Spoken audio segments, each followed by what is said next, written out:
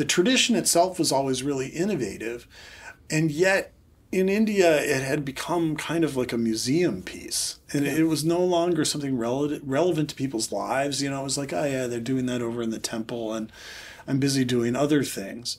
But here in the West, it was freed of some of those less pleasant cultural associations.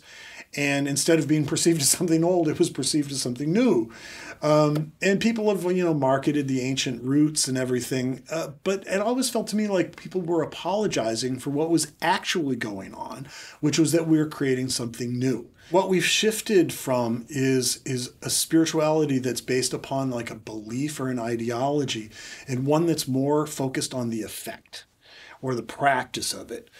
People want to feel peaceful or be able to concentrate better or to open a channel of ecstasy and community. And these practices of yoga, of meditation, of singing together in the form of kirtan convey an experience that in many ways is inarguable.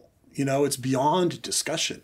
And it creates a feeling of community and connection that almost really can't be described, but it can be experienced. So you think it's more like an experience rather than a belief?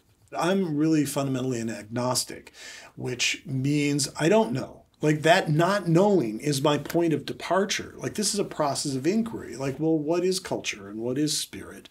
So this is a means of asking questions. And like, who owns culture? And what exactly do we mean by spiritual practice?